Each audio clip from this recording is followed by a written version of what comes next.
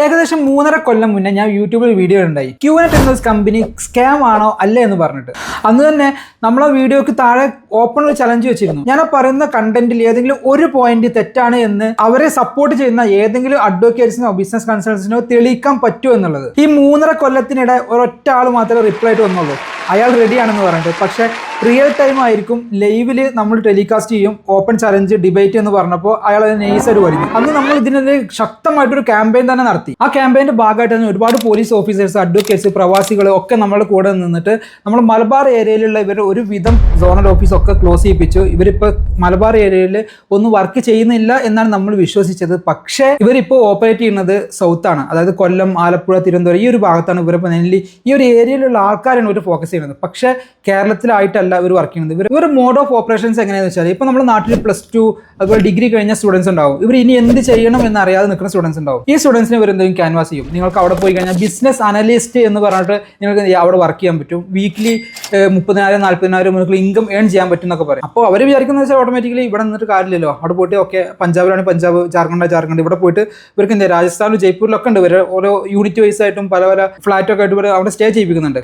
അപ്പോൾ അവിടെ പോയിട്ട് ഇവർ എന്ത് ചെയ്യുമെന്ന് വെച്ചാൽ ഈ സ്റ്റുഡൻസിനെ അവിടെ പോയിട്ട് സ്റ്റേ ചെയ്യിപ്പിക്കും. അവർക്കൊരു ബുക്ക് കൊടുക്കും. ബുക്ക് എന്ന് വെച്ചാൽ നിങ്ങൾക്ക് എങ്ങനെ പണക്കാരനാവാനുള്ള 3 വഴികൾ, അങ്ങനത്തെ കുറച്ച് ബുക്കുകളുണ്ട്. ആ ബുക്ക് വരെ കൊണ്ട് വായിപ്പിക്കും. അങ്ങനെ അതിന് കുറച്ച് ക്വസ്റ്റ്യൻ ചോദിക്കും. ഇതൊക്കെയാണ് ഇവരെ പഠിപ്പിക്കണ മെത്തേഡ്. അതിന് പുറമെ ഇവർ വാങ്ങുന്ന ഫീസ് എന്ന് പറയാൻ പറ്റില്ല. ഇവർ ആദ്യം പറയുന്നത് എന്തോ ചൈന ഇന്ത്യ തമ്മിലുള്ള ബ്രിഡ്ജിന്റെ കൺസ്ട്രക്ഷനിലത്, പിന്നെന്തോ മൈനിങ്ങിന്റെ പരിപാടി. ഇപ്പോൾ പറഞ്ഞത് എന്താ വെച്ചാൽ നിങ്ങൾ ബിസിനസ് അനലിസ്റ്റ് ആവാം എന്നൊക്കെയാണ് ഇപ്പോൾ കൊണ്ടുപോകുന്നത്.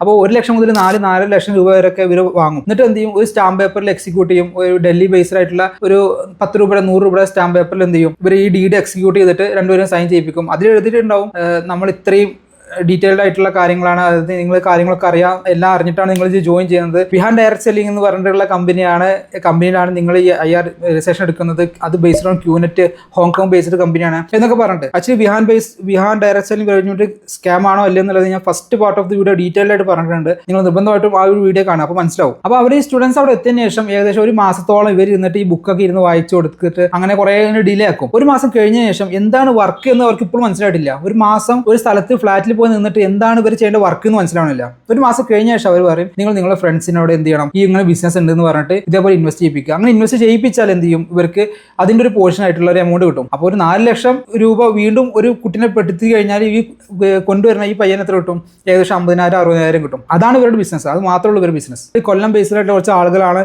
ഇതിന്റെ ബാക്കിൽ നിന്നാണ് അറിയാൻ സാധിച്ചിട്ടുള്ളത്. അതുപോലെ തന്നെ ഇന്നൊരാൾ എന്നെ വിളിച്ചു. 3.5 വർഷത്തിന് ശേഷം ഇപ്പോഴും ആ പണ്ടിട്ട യൂട്യൂബ് വീഡിയോ കണ്ടിട്ട് ഇപ്പോഴും ഒരാൾ വിളിക്കുന്നുണ്ടെന്ന് വെച്ചാൽ അതിന്റെ ഒരു എഫക്റ്റ് ഇപ്പോഴും പോയിട്ടില്ല. അങ്ങനെ മെസ്സേജ് അയക്കുമ്പോൾ എനിക്ക് നല്ല സന്തോഷമുണ്ട്. കാരണം ചില ആൾക്കാർ അത് കാരണം രക്ഷപ്പെട്ടിട്ടുണ്ട്. ഈ വിളിച്ച പുള്ളി കാണാൻ കുറച്ച് ലേറ്റായി. അതുകൊണ്ട് തന്നെ പുള്ളി ഇന്ന് വിളിച്ചപ്പോൾ എന്നോട് പറഞ്ഞ വെച്ചാൽ അവിടെ പോയി പൈസ കൊടുത്ത് തിരിച്ചു വന്നതിന് ശേഷം വിളിക്കുകയാണ്. ഏകദേശം 600-ലധികം സ്റ്റുഡൻസ് അവിടെ ഉണ്ട്. എത്ര സ്റ്റുഡൻസ് മീൻസ് സ്റ്റുഡൻസ് ആവാം, അല്ലെങ്കിൽ ജോലി നിർത്തി പോയ ആൾക്കാരാവും, ഇൻക്ലൂഡിങ് ഗേൾസ് അടക്കം 600-ലധികം ആളുകൾ നമ്മളെ ഈ ഒരു കേരളത്തിൽ നിന്ന് പോയിട്ടുണ്ട്. എസ്പെഷ്യലി ആലപ്പുഴ, തിരുവനന്തപുരം, കോട്ടയം, കൊല്ലം ഭാഗത്തുനിന്ന്. അപ്പോൾ ഏകദേശം ഈ 1 മാസത്തോളം അവിടെ നിന്നതിന് ശേഷം ഇവർ ഇനി എന്ത് ചെയ്യും എന്ന് ഇവർ മനസ്സിലാവാതെ അവിടെ നിൽക്കുന്ന സമയത്ത് ഇവർ പറയും നിങ്ങൾ അടുത്ത ആൾക്കാരെ നിങ്ങൾ എന്ത് ചെയ്യണം, കൊണ്ടുവരണം. അപ്പോൾ അവർ കൊണ്ടുവരുമ്പോൾ ഇവർക്ക് അതിനൊരു ഇൻകം കിട്ടും. പക്ഷേ ഡയറക്റ്റ്ലി ഇപ്പോൾ ഒരാൾക്ക് വിളിച്ചിട്ട് ഇങ്ങനെ ഒരു ബിസിനസ് ഉണ്ട്, നിനക്ക് ഇത് ജോയിൻ ചെയ്യണം, അങ്ങനെ അവർ പറയില്ല. പകരം ഇവർ പറഞ്ഞ മെത്തേഡ് എന്ന് വെച്ചാൽ സ്റ്റാറ്റസ് സ്റ്റോറി, അതായത് നല്ല വല്ല BMO അല്ലെങ്കിൽ ഒരു റിസോർട്ടിലൊക്കെ ഉള്ള വല്ല ഫോട്ടോസൊക്കെ എടുത്തതിന് ശേഷം എന്ത് ചെയ്യും, സ്റ്റാറ്റസ് ഇടും, സ്റ്റോറി ഇടും. ഫുൾ എക്സി ലുക്കിലുള്ള ഒരു കോട്ടക്കെട്ടുള്ള ഫോട്ടോസ് ഇട്ടിട്ട് ഇവർ എന്ത് ചെയ്യും, സ്റ്റോറി ഇടും. അപ്പോൾ നമ്മുടെ നാട്ടിലുള്ള ബാക്കിയുള്ള അവരുടെ ഫ്രണ്ട്സ് ഇത് കാണുമ്പോൾ വിചാരിക്കും എന്താണ് നിനക്കവിടെ പണി, ഈ ജോലി നമുക്ക് കിട്ടുമോ, നമുക്കിത് ജോയിൻ ചെയ്യാൻ പറ്റുമോ, എന്താണ് ജോലി. അപ്പോൾ ഇവർ പറയും ഞങ്ങൾക്ക് ഇങ്ങനെ ബിസിനസ് അനലിസ്റ്റ് ആണ്, ഞാനിവിടെ ഫുള്ള് സെറ്റാണ്, വീക്കിലി ഇത്ര 40,000 രൂപ ഉണ്ട് സാർ. അപ്പോൾ അവർക്ക് ആകെ ഇംപ്രസ്ഡ് ആവും നമ്മുടെ നാട്ടിലുള്ള. അങ്ങനെ ഇൻഡയറക്ട്ലി ഈ നാട്ടിലുള്ള ആളുകൾ അങ്ങോട്ട് ചോദിക്കണം ഞങ്ങൾക്ക് ഇതിൽ ജോയിൻ ചെയ്യാൻ പറ്റുമോ എന്നുള്ളത്. അങ്ങനെ ചോദിച്ചു കഴിയുമ്പോൾ ഇവരെ ബിസിനസ് സ്ട്രാറ്റജി ഫസ്റ്റ് സക്സസ് ആയി. അപ്പോൾ ഇവർ പറയുന്നത് വെച്ചാൽ ഫസ്റ്റ് തന്നെ ഒരു ഓക്കെ നിനക്ക് ജോയിൻ ചെയ്യാന്ന് പറയില്ല. അവർ നിങ്ങൾക്ക് ഇന്റർവ്യൂ ഉണ്ട്, ആ ഇന്റർവ്യൂ പാസ് ആവണമെന്നൊക്കെ പറയും. അത് ഏകദേശം ഒരു 10 പേരുണ്ടെങ്കിൽ 9 പേര് അവർ പാസ്സാക്കും. ബാക്കി വന്ന 1 പേര് അവർ 2 ഇന്റർവ്യൂ നടത്തുന്ന അവർ പാസ്സാക്കും ചെയ്യും. അങ്ങനെ ഈ ഒരു ലൂപ്പ് ഇങ്ങനെ കറങ്ങി വരുമ്പോൾ ഇവർക്ക് എന്ത് ചെയ്യും, അവിടെ ചെന്ന ആൾക്കാർക്ക് 2 വഴിയുള്ളൂ. ഒന്നുകിൽ അടുത്ത ആൾക്കാരെ പറ്റിക്കുക, അതല്ലാണ്ട് നിങ്ങൾ തിരിച്ചു പോരുക. ഇപ്പൊ നിങ്ങൾ അവിടെ പെട്ടു എന്ന് നിങ്ങൾക്ക് ഉറപ്പുണ്ടെന്നുണ്ടെങ്കിൽ, ഈ വീഡിയോ നിങ്ങൾ കാണുന്നുണ്ടെന്നുണ്ടെങ്കിൽ എന്ത് ചെയ്യുക, എത്രയും പെട്ടെന്ന് എന്ത് ചെയ്യുക, നേരെ അവിടെ സ്ഥലം വിടുക, കേരളത്തിൽ വരിക. എന്നിട്ട് നിങ്ങൾ പറ്റിച്ച ആൾക്കെതിരെ നമ്മുടെ നാട്ടിൽ കേസ് ഫയൽ ചെയ്യുക. അല്ലാതെ അവിടെ നിന്നിട്ട് പ്രത്യേകിച്ച് കാര്യമൊന്നുമില്ല. നിങ്ങൾക്ക് ആൾക്കാരെ പറ്റിക്കാൻ പറ്റുന്നുണ്ടെങ്കിൽ അവിടെ നിൽക്കുക. പക്ഷേ അല്ലാതെ നിങ്ങൾ അവിടെ നിന്നിട്ട് കാര്യമില്ല. പിന്നെ നിങ്ങൾ നാട്ടിൽ വന്ന് കേസ് കൊടുക്കുന്ന സമയത്ത് എന്തുണ്ടാവും, അവർ നിങ്ങളെ പറഞ്ഞ് പേടിപ്പിക്കും. അതായത് നിങ്ങൾ ആൾറെഡി നമ്മൾ എഗ്രിമെന്റിൽ സൈൻ ചെയ്തിട്ടുണ്ട്, ഇത് നോട്ടറൈസ്ഡ് ഡോക്യുമെന്റ് ആണ്, നിങ്ങൾ ഇനി കേസ് കൊടുത്തു കഴിഞ്ഞാൽ നിങ്ങൾക്കെതിരെ തിരിച്ച് കേസ് കൊടുക്കുന്നു പറഞ്ഞിട്ട് അതൊന്നും മെയിൻ ചെയ്യേണ്ട കാര്യമില്ല. അവർ നിങ്ങളുടെ അടുത്ത് നിന്ന് സൈൻ ചെയ്ത പേപ്പർ ലീഗലി വാലിഡ് അല്ല, ഇല്ലാത്തൊരു കമ്പനിയുടെ പേരില്ല.